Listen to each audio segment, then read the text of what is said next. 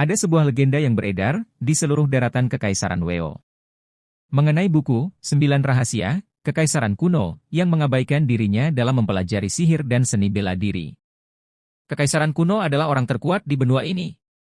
Semua pengetahuannya diturunkan pada sebuah buku, 9 Rahasia, dengan mempraktekkan buku, kamu dapat mencapai dunia surga dan bumi. Sekarang buku ini berada di tangan seorang kaisar sihir, Kaisar Sihir Zuo Yifan. Dia tidak pernah berpikir bahwa berita mengenai dia mempunyai buku, tiada tara ini, bocor ke seluruh penjuru negeri. Dan dia sekarang menjadi sasaran semua ahli seni bela diri. Karena mempunyai buku itu. Terlihat seorang pemuda melapor kepada Kaisar Zuo Yifan. Tuan, ini tidak bagus, pasukan Guning telah ditembus, dan mereka semua telah terbunuh. Ternyata dia adalah murid dari Zuo Yifan itu sendiri. Dia mengatakan, saya khawatir. Tidak akan lama lagi 7 kaisar akan datang. Kaisar Zuo pun berdiri, tidak perlu khawatir, bahkan 7 kaisar bukanlah tandinganku, dan aku tidak mengharapkan mereka akan menghancurkan semua pasukanku, dan akan berhadapan denganku sekarang. Terlihat Kaisar Zuo pun sudah terkepung oleh pasukan musuh. Salah satu prajurit pun berkata, Kaisar Iblis, serahkan buku itu pada kami. Kaisar Zuo pun tersenyum tipis sambil berkata, sekumpulan prajurit semut. Berani melawanku? Tidak lama Kaisar Zuo pun menyerang. Salah satu prajurit pun terkejut dan langsung mengingatkan pasukan yang lain. Awas hati-hati, dia datang. Tetapi sudah terlambat, mereka sudah terbantai oleh serangan Kaisar Zuo. Tak lama datang 5 kaisar, yang memancarkan aura keemasan. Salah satu kaisar pun berkata, cepat serahkan buku 9 rahasia, dan nyawamu akan diampuni. Kaisar Zuo pun tersenyum tipis mendengarkannya, bahkan jika kalian bersama, kalian tidak bisa mengalahkanku. Lalu salah satu kaisar menyuruh Kaisar Zuo untuk mengembalikan buku 9 rahasia, dan mengancam kalau tidak Kaisar Zuo akan dimusuhi seluruh tempat kudus, karena buku itu adalah peninggalan dari Kaisar kuno, atas nama dari Tanah Suci. Murid Zuo pun berkata, Tuan ini tidak bagus. Itu adalah kaisar terkuat dari tempat kudus, musuh seluruh tempat kudus. Bahkan menjadi penjahat pun, aku akan menghancurkan kalian semua. Ujar Kaisar Zuo dengan lantangnya. Setelah itu, semua orang terkejut, dikarenakan ada sebuah pedang yang tiba-tiba menusuk Kaisar Zuo dari belakang. Setelah Kaisar Zuo melihat ke belakang siapa yang telah berani menyerangnya sontak, dia sangat marah dikarenakan yang menyerangnya dari belakang adalah muridnya sendiri, yaitu Zhao Cheng. Jadi itu kau, pengkhianat, kau yang membocorkan informasi buku 9 rahasia, dan pasukan gunung. Tuan, meskipun Anda guru saya, Anda tidak seharusnya menggunakan buku 9 rahasia untuk diri Anda sendiri. Kau mengkhianatiku karena alasan itu. Tuan, meskipun Anda guru saya, Anda tidak seharusnya menggunakan buku 9 rahasia untuk diri Anda sendiri. Kau mengkhianatiku karena alasan itu. Hahaha Zhao Cheng. Aku bahkan telah mengajarkan MU sejak kecil tapi kau begitu cemas dan berpikir sempit, sehingga tidak ada seorang pun di dunia ini yang kupercayai.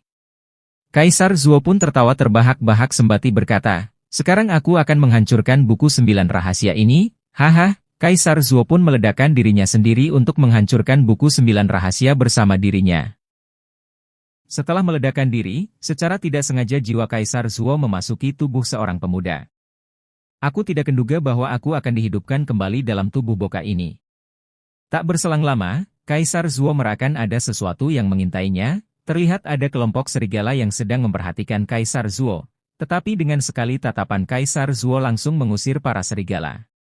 Ketika Kaisar Zuo mau pergi dari sana orang yang meminta tolong, kepada Zuo Fen pun mendekati pria tersebut, Zuo Fen berpikir untuk menyerap kekuatan dari orang tersebut. Orang tersebut pun terkejut, hei apa yang kau lakukan, kau bukanlah Zuo Fen. Siapa kau? Kau benar aku bukanlah dia. Aku adalah Kaisar Sihir Zuo Yifan. Zuo Fen pun menggunakan teknik 9 rahasia, Drain Touch. Dalam catatan buku 9 rahasia, teknik Drain Touch adalah teknik tertinggi iblis yang mengambil jiwa dan kekuatan orang lain untuk bertambah kuat. Tapi kamu harus bekerja keras untuk mengolahnya agar tidak ada penolakan dari jiwa itu. Maka dari itu kamu harus terlibat dahulu menyuhir kekuatannya sebelum dapat diserap. Setelah menyerap kekuatan orang tersebut, Zuo Fen pun mencoba kekuatannya dan menyerang batu di dekatnya. Setelah puas, Zuo Fen pun meninggalkan tempat tersebut. Di tengah perjalanan Zuo Fen berhenti, karena dia melihat seseorang yang dikepung oleh sekelompok bandit. "Dasar pengkhianat! Kalian telah menipu kami!" ujar seorang kepala penjaga keluarga Luo. "Pang Tongling, aku telah menyarankan kamu untuk tidak mengetahui urusan saat ini. Ke telah bekerja bersama selama bertahun-tahun." San Guanjia, pelayan keluarga Luo. Lalu seorang gadis berbaju merah pun mengatakan, "Kami tidak akan memberikan kepada Mu bahkan jika kami mati." Setelah melihat itu, Zuo pun merasakan ada yang aneh dengan tubuhnya, seperti ada hubungan yang erat antara dia dan keluarga Luo. Tidak ingin ambil pusing, Zuo pun mau pergi dari tempat tersebut. Tak lama dia pergi, Zuo merasakan rasa yang sangat sakit si tubuhnya. Chapter 2. Tak lama dia pergi, Zuo merasakan rasa yang sangat sakit si tubuhnya, terutama di bagian jantungnya. Apa yang terjadi? Apakah ini efek dari latihanku tadi? Apakah sihirku tidak cocok? Apakah tubuh ini tidak cocok untuk berkultivasi? Bocah ini sampah. Apa yang salah? Setelah berpikir cukup lama, Zuo pun menyadari bahwa setelah aku melihat wajah Nona Luo itu, sakitnya menjadi hilang. Sebaliknya, aku meninggalkannya. Dada ini akan sangat menyakitkan. Ini adalah sihir hati. Bagi para praktisi, jika mereka terkena sihir hati, itu sama saja terkena kutukan. Tidak bisa leluasa melakukan sesuai kehendak hati mereka. Jika mereka melanggar, mereka akan mati. Setelah memikirkan itu semua, Zuo pun memutuskan untuk mengingat semua ingatan Xiao Fan. Xiao Fan adalah seorang anak yang diadopsi oleh keluarga Luo. Setelah menjadi keluarga Luo, Xiao Fan memutuskan untuk menjadi pengawal dari keluarga Luo agar dapat membalas budi dari keluarga Luo. Pada suatu malam, keluarga Luo diserang oleh bandit dan banyak dari keluarga Luo dibantai. Terlihat Xiao Fan yang telah sekarat di pangkuan seorang wanita, dan wanita itu menyuruh Xiao Fan untuk bertahan. "Nona, cepatlah lari bersama tuan muda," ujar Xiao Fan dikarenakan dia tahu bahwa hidupnya tidak lama lagi. Setelah melihat itu semua, Zuo pun sangat marah dikarenakan Xiao Fan ternyata dia bertekad melayani keluarga Luo dan menjaga Nona Luo Jia. Jadi selama aku melanggarnya, tubuh ini akan memicu sihir hati. Sial. Mengapa persyaratannya seperti ini? Aku harus menjadi budak orang lain seumur hidupku? Dengan terpaksa Zuo harus menyelamatkan orang dari keluarga Luo. Zuo pun sangat marah dan meninju pohon di sampingnya, dan membuat para bandit terkejut, dan menyuruh Zuo untuk keluar. Semua orang terkejut karena melihat kedatangan Zuo, yang sekarang berada di dalam tubuh Xiao Fan. "Xiao Fan, Nona, mengenai seni bela diri spiritual, apa salahnya diberikan kepada mereka?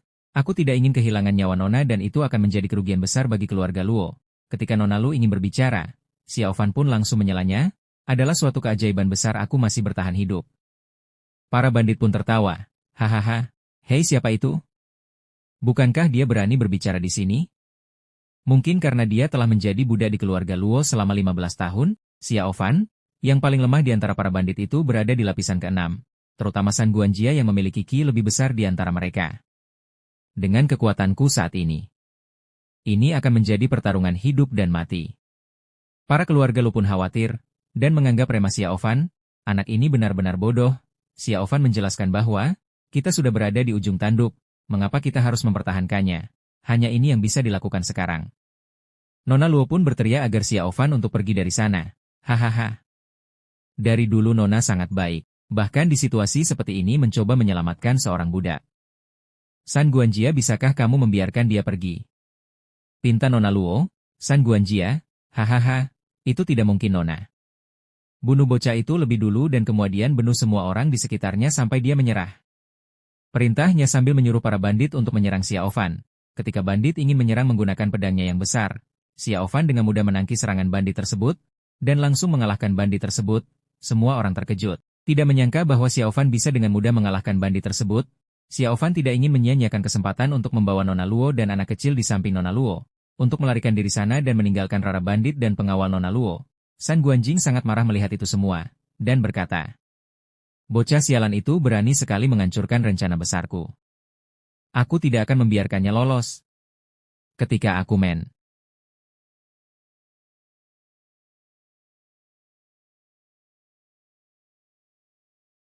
Sekian dari Mimin, sampai jumpa lagi di video selanjutnya. Jangan lupa untuk dukung channel ini dengan memberi saran di kolom